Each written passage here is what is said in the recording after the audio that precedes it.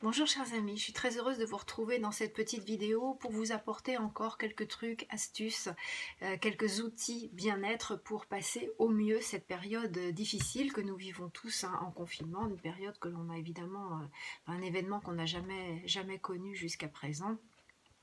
Au passage, notre cerveau a horreur de ce qu'il ne connaît pas. Donc, franchement, si vous passez par des hauts et des bas émotionnels, que vous ressentez parfois beaucoup de peur ou d'anxiété, parfois même de la colère, peut-être vis-à-vis de l'attitude de certaines personnes hein, qui peuvent peut-être vous choquer, vous agacer, voire même carrément vous mettre en colère, pourquoi pas en furie, ça arrive.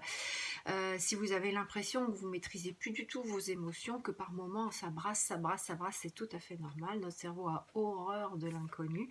Pour lui, c'est un danger. Et donc, du coup, on passe comme ça par des tas d'émotions contradictoires ou parfois désagréables. Donc, je voulais justement vous parler de ces émotions parce que quand on comprend un peu mieux ce qui se passe à l'intérieur de soi, eh bien, on peut le vivre différemment. Et c'est tout le but hein, de ces capsules vidéo, c'est de vivre au mieux cette période un peu compliquée, mais c'est quand nous aurons passé cette période, car nous allons la passer, je vous encourage vraiment à garder ces outils avec vous et à les utiliser dans la vie quotidienne, même quand tout va bien. Alors, je voulais vous parler des émotions et surtout de deux grands mythes au sujet des émotions. Hein. Un, nous avons des émotions positives et des émotions négatives. Et deux, il faut apprendre à gérer ses émotions. Alors là, vous pouvez mettre un grand trait là-dessus, une grande croix. Il n'y a pas d'émotions positives ni d'émotions négatives. Alors vous allez me dire, si, moi il y a des trucs que j'aime bien ressentir, puis des trucs que j'aime pas du tout ressentir. Oui, mais c'est pas pour ça que c'est positif ou négatif. Hein, ça se pose pas en ces termes en réalité. Parce que toutes nos émotions sont utiles, elles ont leur raison d'être. Qu'est-ce que c'est que l'émotion ? C'est un mouvement de l'intérieur de soi vers l'extérieur. C'est comme si notre être profond, appelez-le l'inconscient, appelez-le votre âme, faites ce que vous voulez, ça n'a aucune importance, mais c'est comme si quelque chose de très profond en soi venait toquer un peu à la porte de notre conscience pour dire « Hey, il y a un truc qui est très important pour toi, qui est vital peut-être même, et que tu n'as pas pris en compte, il est grand temps de faire quelque chose. » C'est ça l'émotion. C'est quelque chose qui va nous pousser à agir, qui va nous pousser dans l'action vers l'extérieur. Il faut prendre quelque chose en compte. D'accord ? Et c'est en ça qu'une émotion n'est ni positive ni négative. En revanche, je suis tout à fait d'accord avec vous. Il y a des émotions que l'on aime bien ressentir. Ce sont toutes les émotions qui découlent de la joie. Et dans ces cas-là, on n'a rien à en faire, on n'essaye pas de les gérer en général. Et puis, il y a toutes les émotions dites désagréables qu'on n'aime pas ressentir, la peur, la colère, la tristesse et toutes les émotions, toutes les variations d'émotions qui en découlent. Deuxième mythe, on n'apprend pas à gérer ses émotions. Est-ce que vous voudriez apprendre à gérer les clignotants sur votre tableau de bord de voiture ? Non, ils sont là juste pour vous délivrer un message, pour apporter votre attention. Fais attention, il n'y a pas assez d'huile, fais attention, tu vas tomber en panne d'essence. Ok, attention, il faut faire la révision.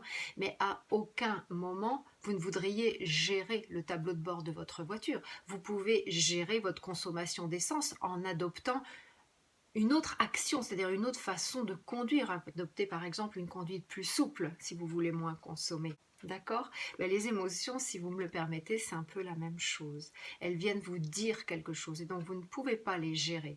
Et alors, qu'est-ce qu'on fait d'habitude quand on a des émotions qu'on n'aime pas ressentir, celles qu'on appelle négatives ?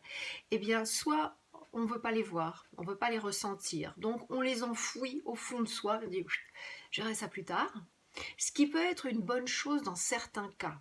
Si par exemple vous venez de vous disputer vraiment très fort avec votre époux et que vous avez une présentation importante à faire dans votre travail, pendant quelque temps, effectivement, il vaut mieux mettre l'émotion de côté pour pouvoir faire ce que vous avez à faire, mais y revenir ensuite. C'est très important. Pas l'enfouir au plus profond de vous pour ne plus jamais y penser.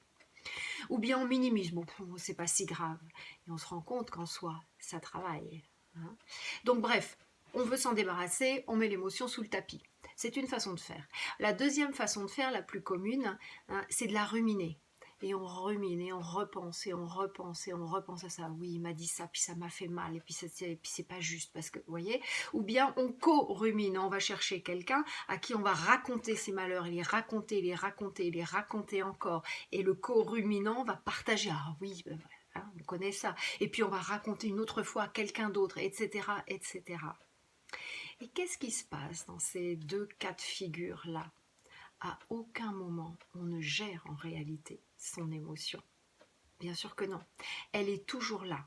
Et qu'est-ce qui se passe? Dans un premier cas, quand on la met sous le tapis, ce qui va se passer, c'est qu'elle va nous exploser à la figure, si je peux dire, au moment où on s'y attendait le moins. Pardon, hein.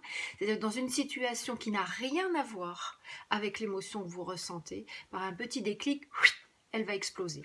C'est le cas, je ne sais pas, moi, vous aviez quelque chose, un conflit avec votre patron, avec votre manager ou autre, un conflit au travail, on va dire, et vous rentrez à la maison et votre enfant va dire « Maman, maman, regarde ce que j'ai fait, regarde ce que j'ai fait. » Oui, une seconde. « Maman, maman !» Et à un moment donné, vous allez exploser contre votre enfant et après, vous allez vous en vouloir. Ça n'a rien à voir avec la situation pour laquelle vous ressentez cette émotion. Okay, donc elle vous explose à la figure au moment où vous vous y attendez le moins. Ou bien, quand vous co-ruminez, vous répétez, vous ruminez, co-ruminez cette émotion, et bien finalement, là non plus, elle ne va ni se gérer, ni disparaître, hein. Pas du tout. Elle va en fait s'amplifier au fur et à mesure que vous la répétez, elle va s'amplifier un peu à la manière, vous savez, d'une tornade qui prend de l'ampleur, qui prend de la puissance au fur et à mesure qu'elle tourne sur elle-même. Et dans les deux cas, eh bien, on se sent de plus en plus mal. Donc la proposition que je veux vous faire, c'est non pas d'essayer de gérer l'émotion, mais c'est de l'accueillir. Alors ça veut dire quoi, accueillir son émotion? Ça veut dire accepter de ressentir ce que l'on ressent. Okay, je sens monter de l'anxiété, donc je me dis ah, mais qu'est-ce que j'ai? Ah, je reconnais ça, j'ai le cœur qui se met à battre plus vite, j'ai les muscles qui se contractent, j'ai une respiration plus haute et je sens que j'ai comme si un peu j'étouffais, j'ai peur. Et vous allez voir que le simple fait de nommer votre émotion, de la reconnaître, de la regarder en face, elle va déjà diminuer d'intensité. Et puis ensuite, qu'est-ce que c'est que la peur? La peur, en fait, c'est une réaction d'adaptation de notre organisme. Un exemple tout simple. Vous vous trouvez face à face. Évidemment, c'est pas très probable, mais prenons cet exemple quand même. Vous vous trouvez face à face avec un tigre, une panthère, enfin bref, un animal sauvage. Qu'est-ce que vous allez faire? Mais instantanément, vous n'allez pas réfléchir. Le cortex, il va être coupé, hein, il va être shunté. Et c'est votre cerveau reptilien qui va tout mettre en route. Pourquoi faire? Mais pour fuir, pour prendre les jambes à votre cou. C'est pour ça que vous allez être noyé de noradrénaline et d'adrénaline pour pouvoir libérer l'énergie nécessaire pour vous mettre à courir de toutes vos forces. Donc ces hormones du stress, ces hormones de la peur, il va bien falloir un moment les éliminer. Ni les enfouir, hein, ni les répéter, ça ne sert strictement à rien. Il va simplement falloir, accepter de les laisser vous traverser, parce qu'une émotion ne reste jamais si on l'accepte de la ressentir. Elle nous traverse, tout simplement. Et puis vous avez des solutions. Les solutions, c'est soit cette adrénaline, elle est faite pour vous mettre à courir, elle a libéré de l'énergie dans votre corps pour que vous puissiez prendre la fuite. Une des solutions basiques, mais très efficaces, c'est de courir. Donc en fait, c'est de faire du sport. Alors vous allez me dire, oui, mais on est en confinement, alors je fais quoi? Mais écoutez, vous avez un jardin, faites de l'exercice dans votre jardin. Vous êtes en appartement, ouvrez grand les fenêtres et mettez-vous à faire des pompes, à faire des abdominaux, à sautiller sur place, à sauter, à faire de la corde à sauter si vous avez la place. Bref, faites des mouvements, mettez votre corps en action parce que l'émotion, c'est dans le corps.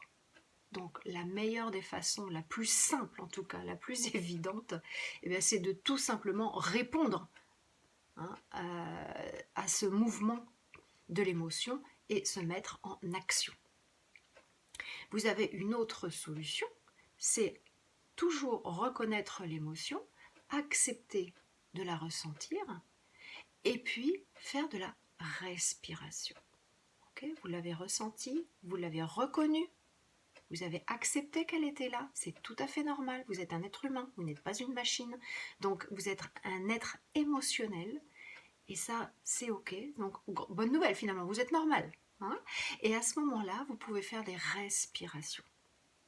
Okay, donc c'est simplement des respirations plus lentes que d'habitude, en inspirant un petit peu, et puis en soufflant progressivement, très profondément.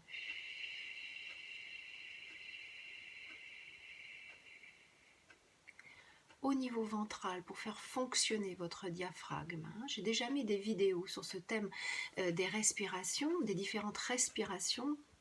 Vous pouvez les retrouver sur cette page Facebook ou sur la chaîne YouTube sans aucun problème. Allez les voir et faites ces respirations. Je vous en mettrai d'autres. Donc, respirez. Vous pouvez respirer en imaginant, si vous n'avez pas du tout l'habitude de ces exercices, vous imaginez que vous avez une bougie devant vous, une grande bougie que vous allumez, et puis le jeu, ça va être de faire vaciller la flamme de la bougie vers l'avant sans l'éteindre, vous voyez. Donc vous prenez de l'air dans votre ventre, et mes épaules ne bougent pas, dans le ventre, et puis vous soufflez. Délicatement pour faire vaciller la flamme de votre bougie. Donc en fait, deux moyens très simples de vivre vos émotions, de les accueillir et de mieux les ressentir, de mieux vivre avec elles. Car encore une fois, les émotions ne sont absolument pas là pour nous pourrir la vie, elles sont là vraiment pour que nous soyons dans la vie et que nous fassions ce qui est de meilleur pour nous. Écoutez mes amis, je vous souhaite très bon courage, soyez prudents. Continuez à sourire, je vois des messages passer avec beaucoup d'humour et je pense que ça contribue énormément à ce que nous vivions tous cette période le mieux possible. Respirez, détendez-vous, profitez de ces instants pour lire, peut-être que vous n'aviez pas plus le temps de le faire, pour jouer avec vos enfants, pour appeler vos proches, bref, faites-vous du bien, vous avez le temps, alors allez-y. Je vous aime, bye bye.